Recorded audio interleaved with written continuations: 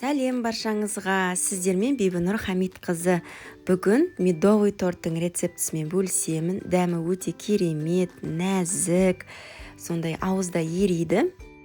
Каналға тіркеліп, пальчикті жоғары қарай басуды ұмытпаңыз.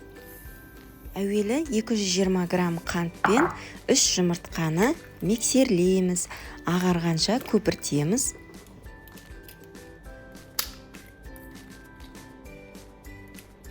Менің ручной миксерім Polaris фирмасы, өте қолжетімді бағаға алғанмын. Шамамен 7-8 мың теңге тұрады. Технодомнан алдым. 6 жыл бойы маған жақсы қызмет етіп келе жатыр. Қант пен жұмыртқамыз осылай видеодағыдай ағаруы керек. Узор сәл көрінеді, иә? Консистенцияға мән беріңіз. Кастрюльге су құйып, водяная баня конструкциясын жасаймыз. Жұмыртқамыз пісіп кетпейді, қорықпаңыз. Жұмыртқамызға 3 ас қасық табиғи бал қосамыз. Бал міндетті түрде табиғи болуы қажет.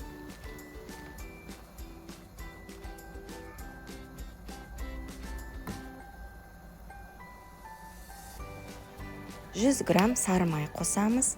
Менде добрая буренка 82%-тен жоғары болғаны абзал. Барлығы ерігенше араластырамыз.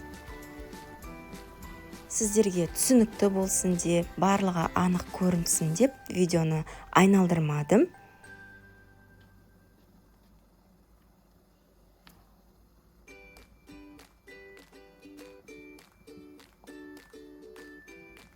Екі шай қасық төмпешіксіз дәл видеодағыдай ас содасын қосамын және араластырамын.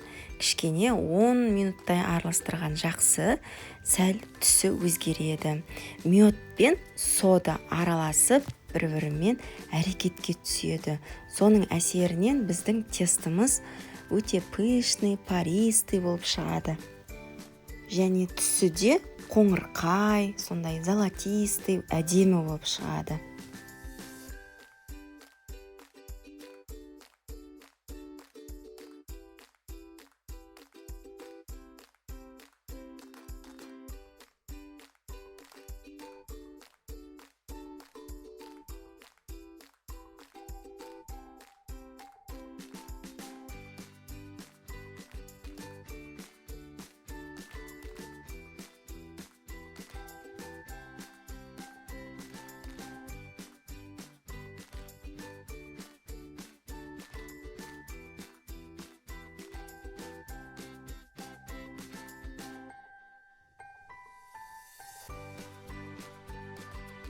Міне түсі кішкене сарғыштанып өзгерді, иә?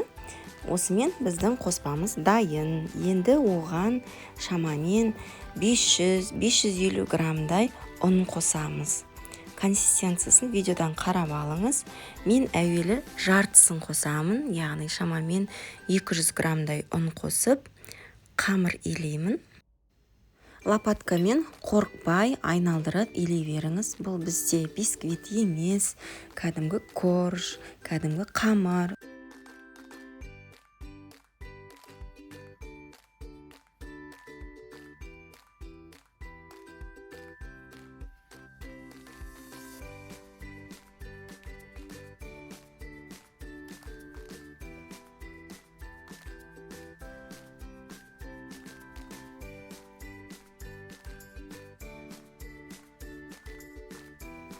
Екінші ұнның бөлігін қосамыз, қамыр илейміз.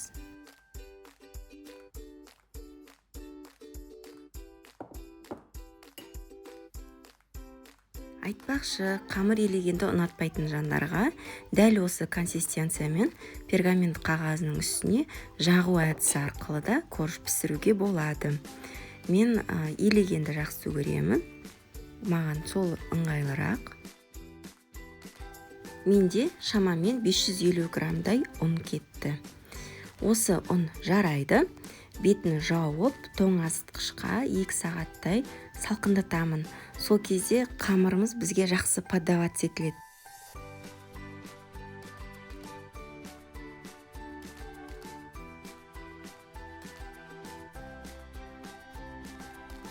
2 сағаттан соң ұн себілген подложкаға салқындатылған қамырымызды орналастырамыз және 6 бөлікке бөлеміз. Қамырымыз салқын күйінде қолға жабыспайды. Сондықтан шама келсе алақанмен көп қыздырып алмаңыз. Тез-тез 6 бөлікке бөлеміз. Әр бөліктің салмағы егер өлшесеңіз шамамен 160-165 граммнан келеді.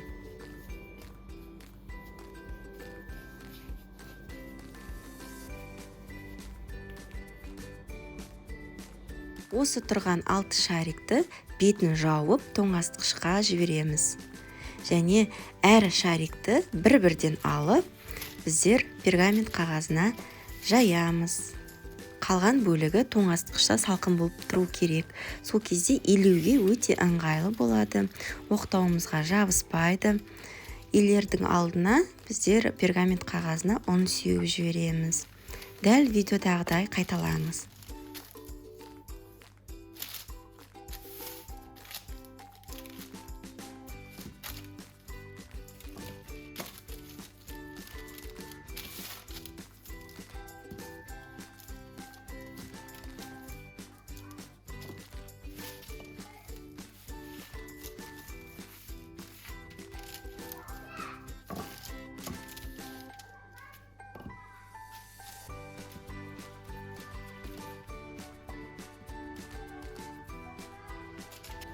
Келесі қамырды да дәл осылай илейміз. Бір-бірден тоңазытқыштан аламыз, салқын күйінде илейміз.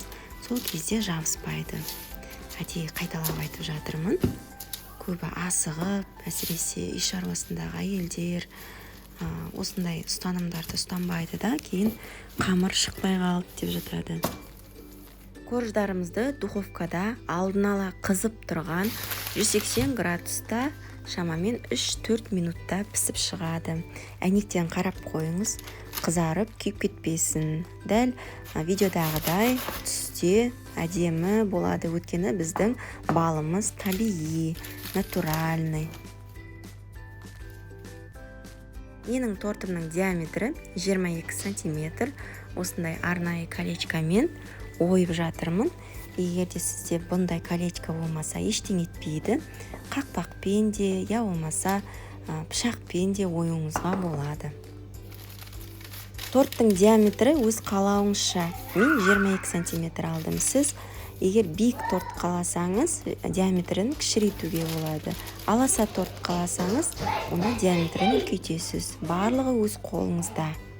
Менде осындай 6 корж шықты, қараңыздар. Өте нәзік, хош иісті. Ал енді кремін дайындауға кірсек, бізге 400 грамм сливки, 200 грамм творожный сыр, 100 грамм сахарная пудра және 50 грамм сгущенка қажет. Барлығын миксерлейміз. Творожный сырды 20%-тен жоғары дүкеннің қаймағымен алмастырсаңыз да өте дәмді болып шығады.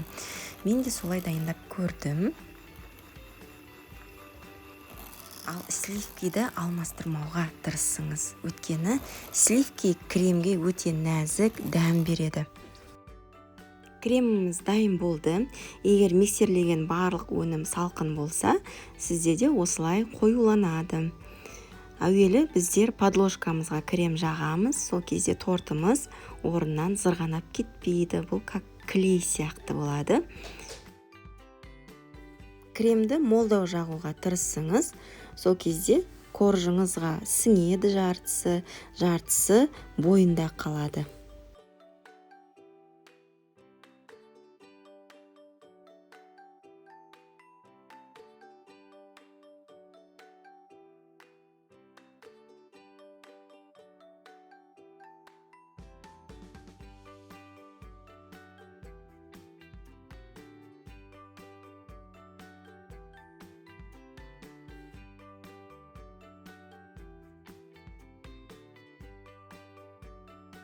Тортты осылай жинастырып жатқан уақытта бір жанға қарай ығысып қисаюы мүмкін. Сол үшін біздер колечкамен қысамыз, дәл видеодағыдай. Мен осылай қысамын да тоңазытқышқа салқындауға шамамен 1 сағатқа қоямын. Ары қарай корждың жанынан кесіп алған бөлшектерден оқтаумен үгітіп, үгінді жасаймыз. Крошка жасаймыз, яғни. Дәл видеодағыдай үгітем.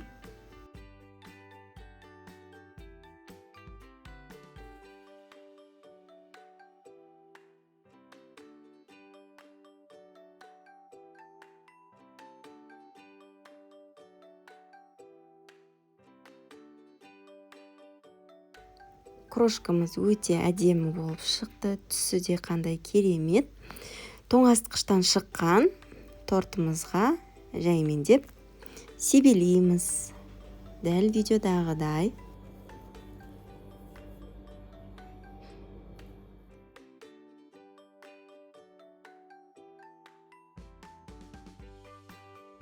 Осымен тортымыз дайын.